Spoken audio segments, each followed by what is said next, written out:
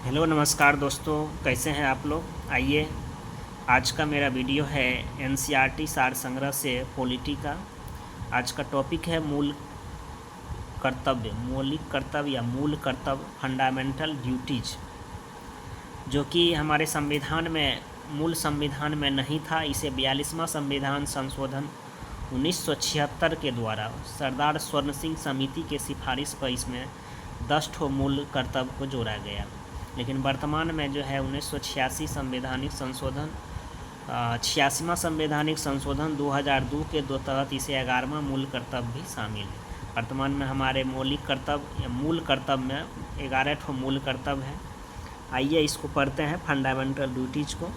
किस देश के संविधान प्रावधान से प्रभावित होकर भारतीय संविधान में मौलिक मूल कर्तव्य को सम्मिलित किया गया? तो पूर्व सोवियत संघ अर्थात रूस या यूएसएसआर के मतलब संविधान से लिए हैं। भारतीय संविधान किस भाग में मौलिक कर्तव्य का उल्लेखित है, मतलब मौलिक कर्तव्य को जोड़ा गया? तो भाग 4 के ए में। भाग 4 है मतलब कि 36 से 51, उसी के तहत ये भाग 4 के ए में मौलिक कर्तव्य 42वां संवैधानिक संशोधन के द्वारा जोड़ा गया 1976 में। स्वर्ण सिंह समिति, सरदार स्वर्ण सिंह समिति संविधान में 8 मूल कर्तव्य जोड़ा जाने का सुझाव दिया था, लेकिन 42वां संविधान संशोधन अधिनियम 1976 के द्वारा 10 मूल कर्तव्य को जोड़ा गया है।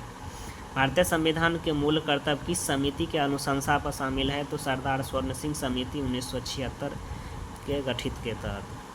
आगे देखिए, भारतीय संविधान में 11वां मूल कर्तव्य किस संशोधन द्वारा जोड़ा गया? तो 86वां संवैधानिक संशोधन 2002 के तहत।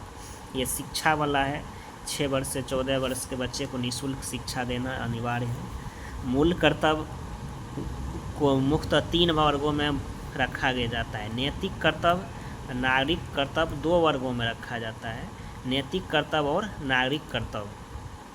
मूल कर्तव्य के अंतर्गत स्वतंत्रता संग्राम के उच्च आदर्शों का सम्मान किस प्रकार के कर्तव्य माना जाता है? तो नैतिक कर्तव्य।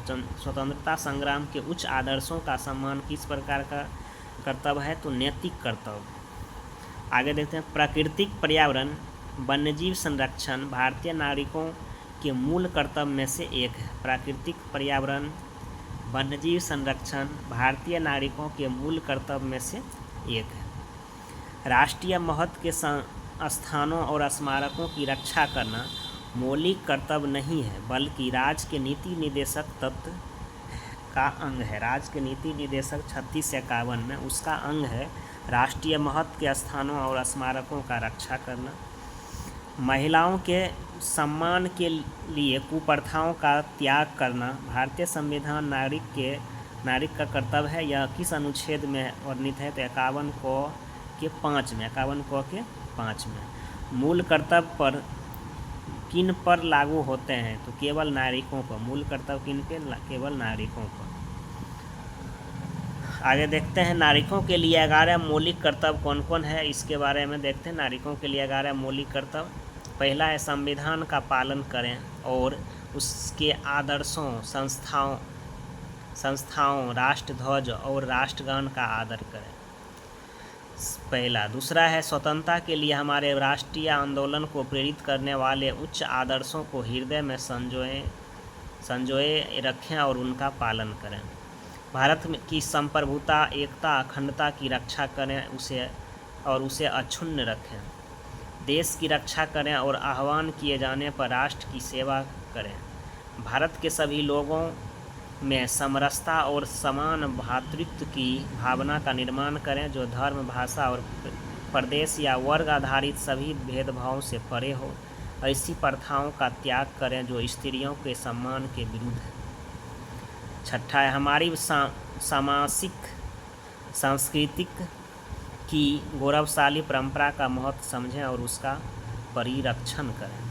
प्राकृतिक पर्यावरण, जिसके अंतर्गत वन, झील, नदी और वन्य जीव सम्मिलित हैं, की रक्षा करें और उसका संवर्धन करें ताकि प्राणी मात्र की प्रति दया भाव रखें। वैज्ञानिक दृष्टिकोण में है मानववाद, ज्ञान अर्जन तथा सुधार की भावना का विकास करें। 8वां है। 9वां है सार्वजनिक संपत्ति को सुरक्षित रखें और हिंसा से दूर रहें। व्यक्तिगत और सामूहिक गतिविधियों के सभी क्षेत्रों में उत्कर्ष की ओर बढ़ने का सतत प्रयास करें, जिससे राष्ट्र निरंतर बढ़ते हुए प्रयत्न और उपलब्धियों की नई ऊंचाइयों को प्राप्त करें। 6 वर्ष की आयु से 14 वर्ष की आयु के बच्चे के माता पिता और संरक्षक जो भी हो, उन्हें शिक्षा के अवसर प्रदान करें। इस कर्तव्य को संविधान के 86वां संशोधन अधिनियम 2002 के धारा 4 द्वारा जोड़ा गया। 6 वर्ष से 14 वर्ष की आयु के बच्चे के माता पिता या संरक्षक जो भी हैं, उन्हें शिक्षा के अवसर प्रदान करना चाहिए। किसी व्यक्ति को राष्ट्रगान गाने के लिए बाध्य नहीं किया जा सकता है। सर्वोच्च न्यायालय ने किस मामले में ऐसा कहा है? तो ये कहा है विजय इमैनुअल बनाम केरल राज्य 1986 में किसी व्यक्ति को राष्ट्रगान गाने के लिए बाध्य नहीं कर सकते। विजय इमैनुअल बनाम केरल राज्य बाध्य है। सर्वोच्च न्यायालय के मुख्य न्यायाधीश PN भगवती, जो कि 1985-86 को जनहित याचिका का जनक कहा जाता है। PN भगवती को जनहित याचिका का जनक कहा जाता है। ये मूल कर्तव्य का आज ये वीडियो यहीं तक समाप्त करते हैं। कैसा लगा लाइक और शेयर ज़रूर करें, सब्सक्राइब कर लें अगर मेरी YouTube चैनल पर फर्स्ट बार आए हैं तो। इससे पहले भी वीडियो डाल चुके हैं पॉलिटी से, आप उसे भी जाके ज़रूर देखें। Thank you.